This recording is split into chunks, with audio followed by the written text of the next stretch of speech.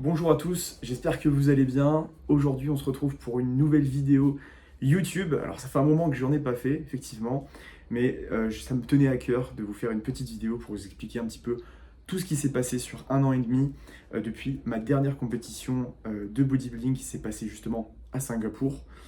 Donc aujourd'hui, je suis vraiment super serein de vous annoncer que je vais préparer ma deuxième compétition officiellement. Donc ce sera normalement WNBF France, donc je serai en catégorie bodybuilding et classique physique. Donc c'est à peu près dans 35 semaines. Et normalement, je devrais faire une compétition aussi à l'international si tout se passe bien. Donc l'approche que j'ai sur cette deuxième préparation, elle est vraiment différente. Aujourd'hui, je pense que je suis vraiment dans le meilleur mood possible, beaucoup plus professionnel que la première fois, et je cherche justement à présenter la meilleure version de moi-même. Chose qui était un petit peu différente quand j'ai fait la première compétition, où je cherchais juste vraiment à me sortir d'une condition physique et d'une condition mentale que j'avais à cette époque-là quand je vivais en Thaïlande. Bref, c'est l'objet d'une autre parenthèse pour ceux qui me connaissent vraiment bien. Donc si je peux vraiment aborder cette préparation avec autant de calme et de sérénité, c'est parce que j'ai eu le temps d'analyser j'ai eu le temps d'analyser de tout ce qui s'était passé finalement au cours de cette année et tout ce qui avait foiré un petit peu la première fois. Donc avant de vous embarquer avec moi dans cette nouvelle série, je voulais vraiment qu'on prenne le temps de discuter. Alors aujourd'hui, je vais vous parler surtout des erreurs à ne pas faire si vous comptez vous lancer dans une première compétition de bodybuilding. Donc on va parler posing, de transparence avec son coach, de TCA. Ça, c'est assez important. Mais aussi, on va parler un petit peu de santé, un petit peu d'argent et aussi de cette tendance qu'on a tous à se comparer sur les réseaux qui est un petit peu malsaine. Donc pas de drama, pas de leçon de morale ou quoi que ce soit, c'est juste mon expérience et ce que j'aurais aimé savoir et qu'on me dise aussi à l'époque. Bien sûr, là je suis avec mon ordinateur, j'ai quelques notes, donc c'est normal si vous me voyez regarder un petit peu mon écran. C'est vraiment pour que ça soit un maximum structuré et si ce format vous plaît, j'en ferai d'autres à l'avenir. Mais voilà, donc on commence tout de suite avec la première erreur. La première erreur, tout simplement, ça va être le posing. Donc le premier truc que j'ai complètement sous-estimé, honnêtement, parce que pour moi au début le posing c'était juste un bonus. Je me disais voilà, je suis sec, je me suis entraîné, ça va le faire. Le posing c'est juste contracter ses muscles et voilà globalement faire le show sur scène. Spoiler, pas du tout. Puisque moi, mon contexte à l'époque, c'était que j'étais à l'université thaïlandaise, j'avais des cours à faire, je faisais du modeling à côté, donc je devais aller travailler. Il faisait très chaud, en moyenne 35 à 40 degrés par jour. Donc autant vous dire que quand je faisais 15 000 steps par jour sur mon tapis, plus les entraînements, plus la moto, plus le déficit calorique, j'étais fatigué en permanence. Et j'essayais vraiment de caler le posing quand j'avais le temps. Et souvent c'était quand j'étais complètement KO. Donc le posing, concrètement, ça serait le premier point à vraiment, vraiment travailler. Et je pense que tous les débutants ont fait cette erreur-là. C'est vraiment beaucoup de technique, de l'équilibre. C'est vraiment, encore une fois, hyper important dans la mesure où ça peut vraiment vous faire gagner des points sur scène. Puisque si vous n'arrivez pas à contracter tous vos muscles, ou en tout cas de la bonne manière, ça peut même vous porter préjudice. Voilà. Donc vraiment hyper important, le posing. Parce que si vous posez mal en étant sec, honnêtement, ça ne va pas vous servir à grand chose d'avoir travaillé autant vos dorsaux, autant certains muscles. Donc moi ce que je fais maintenant c'est que j'ai un posing intégré directement depuis le début de la prep. Donc j'ai des sessions courtes avec Adam qui, je lui passe le bonjour au passage, mais qui est exceptionnel.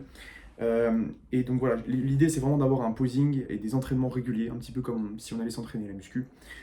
C'est la régularité, la clé. De toute façon, les connexions nerveuses ne se font pas forcément tout de suite. Donc, pour moi, le plus important, c'est vraiment le posing. C'est pour ça que je la place en erreur numéro 1. Mais il y aurait aussi d'autres erreurs que je pourrais dire. Donc, la numéro 2, ça serait principalement le manque de transparence avec son coach. Ça, c'est une erreur qui m'a aussi coûté cher, mais plutôt mentalement. J'ai pas forcément été transparent, notamment une fois quand ça déraillait. Donc là, je vais vous raconter l'anecdote du pad thai. Donc j'étais en déplacement, pareil, en voyage d'affaires. Donc j'étais à peu près à 10 semaines avant la compétition. J'avais explosé mes steps, donc mes pas ce jour-là, je crois que j'étais parti à 17 000 pas ou 20 000 pas. Et j'étais complètement rincé, affamé, j'avais plus de contrôle sur ce que je faisais. Et j'étais dans un craquage complet tout simplement. Donc je me suis retrouvé à manger à l'hôtel un énorme pad thai. Et en fait, mon cerveau cherchait juste du réconfort parce que je me sentais pas bien, j'avais vraiment très faim, j'étais dans un mood qui était pas au top. Et en fait, ce qui s'est passé, c'est que je l'ai vomi directement. Et le pire, c'est que voilà, au début, j'ai pas voulu le dire. Et après, mentalement, ça n'allait pas du tout. Donc, j'ai dû appeler en urgence à Tintin, à qui je dis bonjour aussi dans cette vidéo. Et voilà, après, tu peux facilement vite tomber dans une spirale où tu es sur de la culpabilité, tu es parano sur ta shape, tu as une perte de confiance parce que si tu te dis, bah voilà, là j'ai mangé mon pad thai, ça a ruiné tous mes efforts, euh, ça peut vite faire craquer un athlète, je pense. Donc en soi, l'écart en lui-même, ça peut se gérer à autant de distance de la compétition, mais si c'est l'accumulation d'écart qui va vous manger toute votre énergie et c'est pas bon. Donc vraiment, le but c'est d'être un maximum transparent, de dire ok, là ça n'a pas été, là j'avais vraiment besoin de décompresser, de manger et je vais compenser par autre chose, par du cardio, etc. Mais le but c'est vraiment d'être transparent avec son coach et de suivre le plan au maximum. Donc sur cette nouvelle prep, le but ça va être vraiment d'être full transparent sur ce qui se passe parce que à côté, j'ai plusieurs projets business aussi, donc je fais pas juste du coaching, j'ai aussi d'autres projets un petit peu partout. Donc l'idée, c'est vraiment d'avoir la diète qui colle à mon lifestyle, à mon train de vie, parce que des fois, on ne peut pas faire autrement si l'environnement n'est pas bon. Voilà, donc ça, c'était sur l'erreur numéro 2, sur le manque de transparence. La troisième erreur que je pourrais vous dire, ça serait les TCA. Donc ça, c'est un sujet qui est assez sérieux. Donc les TCA, c'est tout simplement les troubles du comportement alimentaire. Donc si vous avez déjà des TCA, je vous annonce tout de suite que le bodybuilding compétitif, ça peut être très dangereux pour vous, puisque en prep, vous allez avoir très faim, vous allez penser à la bouffe H24, tout peser, tout contrôler. Donc si vous avez des TCA, vigilance sur ce point-là. Pourquoi c'est un problème? Parce que votre cerveau n'est pas préparé à ça pour la première fois. Vous passez d'une vie potentiellement normale à une obsession alimentaire à la fin de votre préparation. Et si vous avez de l'hyperphagie, de la boulimie, des compulsions, en fait, le bodybuilding, ça ne va pas vous soigner.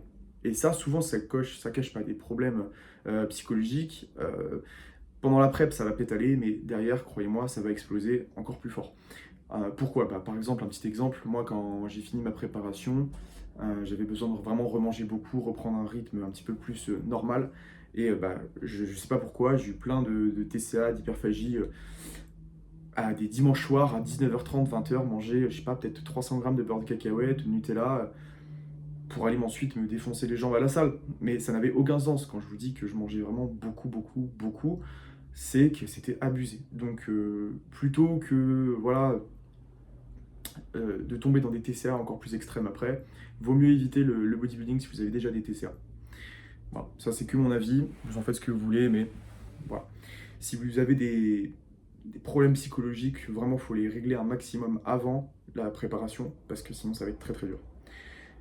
Pareil, avant de commencer une préparation de bodybuilding, l'erreur numéro 4 que je pourrais vous dire, c'est les mauvais marqueurs santé.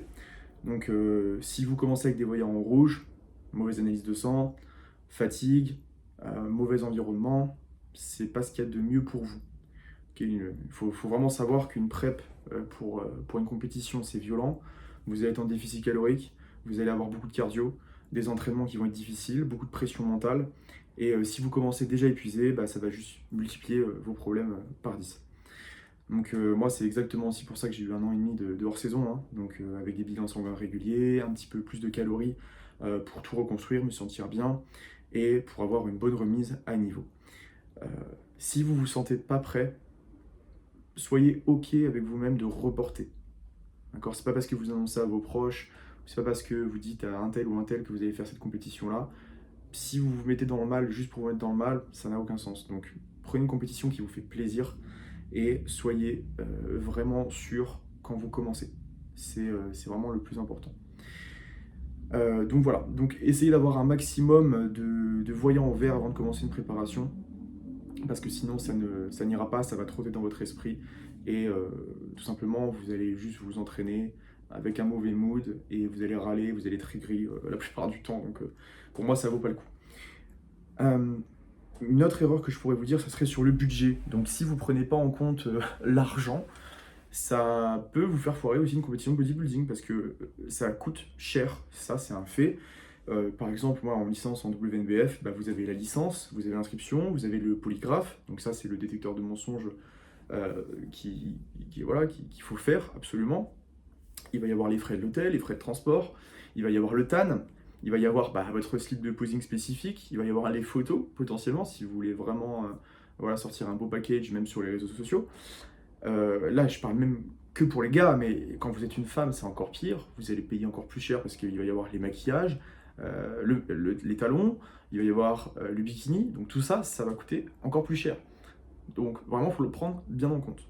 Donc au total, il faut compter minimum 800 euros et ça peut monter bien plus cher. Si vous multipliez vos passages, etc., les catégories. Donc voilà, donc l'erreur, c'est vraiment de s'assurer que vous avez le budget pour faire une compétition.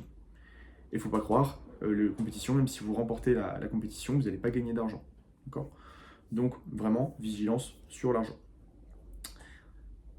Une erreur aussi que je vois souvent, c'est la paralysie un petit peu d'Instagram. C'est une erreur qui empêche beaucoup de gens de se lancer, c'est de se comparer toujours aux réseaux sociaux. Quand vous ouvrez un stage, en général, vous allez avoir des physiques ultra secs, avec des bonnes lumières, et vous vous dites, j'aurai jamais le niveau pour monter sur scène. Et en fait, vraiment, il faut que vous vous réveillez. Les réseaux, c'est 90% d'avoir une bonne lumière, des filtres, des bons angles, et vous comparez votre off-saison, souvent, avec des physiques de prep, où les mecs, ils sont écorchés à 2 semaines, 1 semaine, et ils ont leur meilleur physique. Et comme les personnes, elles vont mettre ces photos-là à l'année, vous allez sûrement croire qu'elles sont comme ça tout le temps, alors que la réalité, c'est que c'est pas du tout ça. Donc, évitez de se comparer. C'est bien de se comparer, mais pas trop, pour moi. Il faut vraiment se comparer avec soi-même, avec le process, qu'est-ce que vous mettez en place, mais se comparer avec les autres en permanence, ça peut vraiment vous conduire à plus de négatifs. C'est d'ailleurs pour ça que j'ai fait une pause sur les réseaux sociaux pendant 2 bonnes semaines en février, parce que l'accumulation de TikTokers, etc., au bout d'un moment, ça peut vite vous monter à la tête. Donc voilà, moi, mon objectif personnel en septembre, c'est vraiment d'être le meilleur vis-à-vis de moi-même. Si je peux en éclater 2-3 sur scène, c'est très bien. Mais l'idée, c'est vraiment de dépasser le physique que j'avais il y a 2 ans. Voilà. Une autre erreur que je pourrais vous dire, c'est l'inertie. Donc, si vous osez jamais vous lancer, si vous attendez que votre physique soit parfait, vous ne ferez jamais de compétition. Concrètement, il faut juste y aller. Vous ne pourrez pas être premier dès le début, en tout cas c'est très rare. Une première scène, c'est comme un crash test. C'est pour voir vos erreurs, tout simplement, apprendre à connaître votre corps, à connaître vos faiblesses, vos forces, et travailler dessus. Donc, lancez-vous quand vous vous sentez prêt mentalement, mais pas quand vous êtes parfait physiquement. Ça, c'est vraiment hyper important. Être parfait dès le début, ça n'existe pas. Je connais personne aujourd'hui, peut-être à part Jawed qui a fait sa première compétition et qui est devenu champion du monde, mais voilà, c'est extrêmement rare, donc foncez sur scène si vous vous sentez prêt. Donc voilà, donc ça c'est pour les erreurs que je pourrais vous dire pour se lancer dans une première compétition de bodybuilding. Et c'est exactement aussi pour ça que je vais vous annoncer sereinement que moi, ma deuxième compétition, ma deuxième préparation commence aujourd'hui. Donc les différences par rapport à la première fois, ça va être le posing, comme je vous ai dit, la transparence totale sur les hauts et les bas, quand ça va pas, la santé, ça c'est prioritaire, et une approche qui est 100% professionnelle sur les 35 semaines qui vont arriver. Parce que moi, je ne cherche pas à vous faire croire que je suis le meilleur, je cherche juste à vous montrer que ce qu'on peut mettre en place, ce qu'on peut construire, c'est possible en fait, et c'est possible de s'améliorer tout au long d'un process. Okay. Donc moi là, au programme, ça va vraiment être WNBF France en septembre, une compétition internationale si tout se passe bien, une descente progressive des plus de 3500, 4000 calories que je mange actuellement, et l'objectif c'est de vous partager à travers des vidéos YouTube, des longs formats, concrètement ce que je fais. Il n'y aura pas forcément beaucoup de montage vidéo, de filtres ou quoi que ce soit, mais au moins vous allez voir peut-être la réalité de ce qui se passe. Donc moi sur la chaîne, ce que je vais peut-être essayer de chercher à développer, ça va être les entraînements, comment je m'entraîne, la nutrition au cours des semaines, le posing si possible aussi, comment moi je vais m'améliorer, le mindset, comment j'approche, si je me sens bien, pas bien, etc. Je vais essayer de vous faire des récaps un petit peu hebdomadaires ou mensuels, et tout ce qui est coulisses aussi, comment ça va se passer, etc. Donc voilà l'équipe, petite vidéo pour vous annoncer tout ça tranquillou. Si vous êtes encore là, c'est que le sujet vous intéresse vraiment, donc laissez juste un petit commentaire sous la vidéo, ça fera toujours plaisir. Si vous préparez une compète, si vous aimeriez en faire un jour, dites-moi aussi quelle erreur vous parle le plus, qu'est-ce que vous appréhendez, ça peut être intéressant. Et écoutez, c'est tout pour moi. Pour suivre toute la prep, abonnez-vous, bien sûr, likez pour soutenir tout ce que je fais, et partagez à un pote s'il a besoin de conseils ou s'il a vraiment envie de connaître ces erreurs-là. Je vais essayer de faire ça au maximum, proprement, en toute transparence avec vous. Moi, ça va être l'heure de m'entraîner. En tout cas, merci d'avoir été présent sur cette vidéo et puis on se retrouve très vite sur les réseaux. Ciao, ciao.